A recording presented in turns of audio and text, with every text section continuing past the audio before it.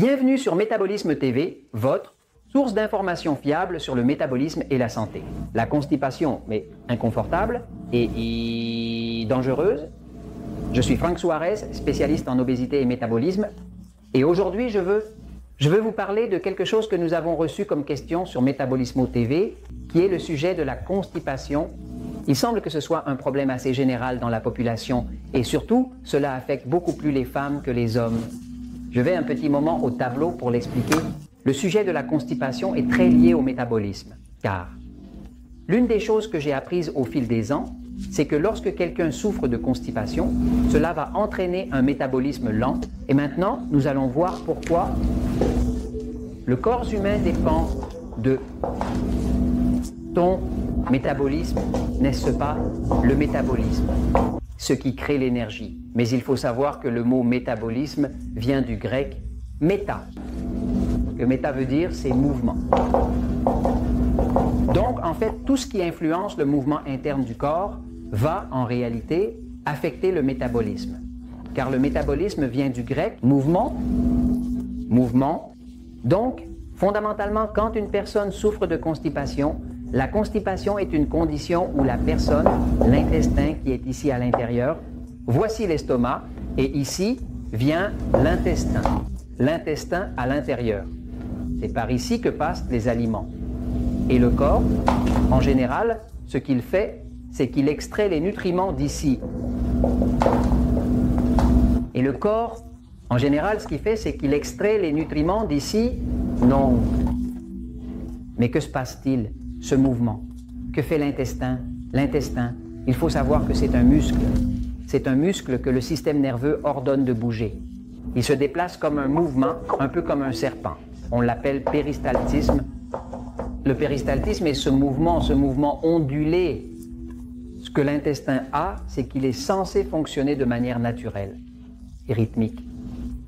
Ce mouvement rythmique que fait le muscle de l'intestin est ce qui permet aux aliments de suivre leur trajet intestinal.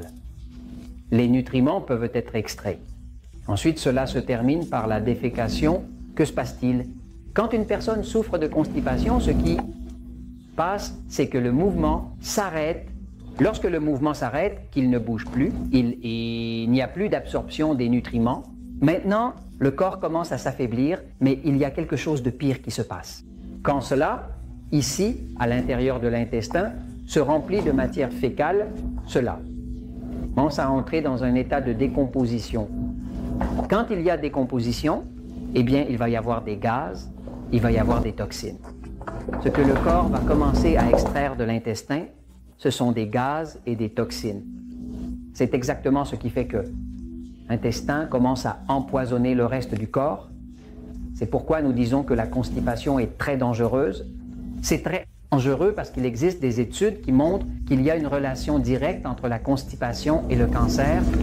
Les personnes qui ont un cancer de l'intestin, qui est l'un des cancers les plus courants, une grande partie d'entre elles souffraient de constipation. C'est-à-dire que c'est très bon pour lutter contre la constipation, l'éviter afin de ne pas s'exposer à un cancer. Alors, qu'est-ce qui cause la constipation? Eh bien, l'une des premières causes de la constipation est le manque d'eau.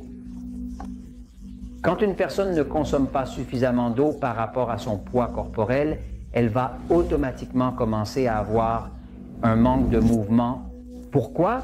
Parce que le corps, dans son désespoir d'extraire l'eau, la nourriture en extrait tellement qu'il crée des matières fécales. Comme des pierres, elles sont solides. Et maintenant, elles ne peuvent plus bouger. Donc, il faut utiliser la bonne formule. Et vous savez pourquoi? Parce que vous avez vu d'autres épisodes où vous dites votre poids corporel en kilogrammes divisé par 7 ou votre poids corporel en livres divisé par 16 est égal combien de verres d'eau? Par jour, des verres de 8 onces. Si vous les regardez en onces ou des verres de 250 millilitres, mais disons qu'une personne pèse 70 kg, elle le divise par 7, cela fait 10 verres. Si elle pèse 160 livres, elle le divise par 16, cela fait aussi 10 verres. Donc peu importe la taille de votre corps, le poids, il faut boire suffisamment d'eau pour que le corps ne soit pas obligé de créer. Et une telle sécheresse qui provoquerait alors de la constipation. Maintenant, autre raison principale, ce qui concerne la constipation, c'est tout simplement que le système nerveux est trop excité. Une personne dont le système nerveux est excité va souffrir de constipation parce que le mouvement péristaltique est contrôlé par le côté passif du système nerveux. Quand une personne a le côté passif actif, elle pourra aller aux toilettes, c'est facile. Et si la personne a un système nerveux trop excité, eh bien, c'est le côté du corps qui se prépare à se battre ou à fuir. Et quand vous vous préparez à vous battre ou à fuir, vous n'avez pas le temps d'aller aux toilettes. Donc en gros, si le système nerveux est trop excité, la personne va commencer à avoir des douleurs dans le dos, mauvaise qualité de sommeil, mauvaise digestion et tout ce qui concerne le système digestif, comme l'intestin, fait partie du système digestif, eh bien la personne ne digère pas bien. Elle a de la constipation nerveuse, donc il faut calmer ce système nerveux excité. Il y a un épisode qui est le numéro 1143 de Metabolismo.tv qui s'appelle « Des astuces pour calmer le système nerveux ». Si vous avez un système nerveux trop excité, appliquez ce qui est dans l'épisode 1143, calmez-le et vous verrez que vous commencerez à aller aux toilettes. Et la dernière chose qui est vitale pour que l'intestin fonctionne, c'est qu'il y a une carence très sévère. Magnésium dans la population, le minéral, ce qui permet à l'intestin de bouger, s'appelle le magnésium. Les gens consomment beaucoup de calcium, beaucoup d'autres minéraux, mais très peu de magnésium. C'est le minéral qui manque pour faire bouger l'intestin. Quand vous commencez à consommer du magnésium, essayez de ne pas consommer de l'oxyde. Magnésium. L'oxyde de magnésium ne s'absorbe.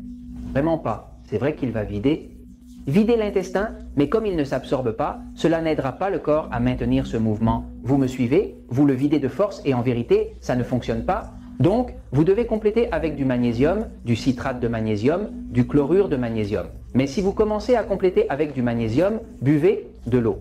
Calmez le système nerveux. Au revoir la constipation. Et vous verrez que vous pouvez aller aux toilettes et que vous ne courez jamais le risque d'avoir un cancer intestinal. Et je vous en parle parce que la vérité t'aime toujours.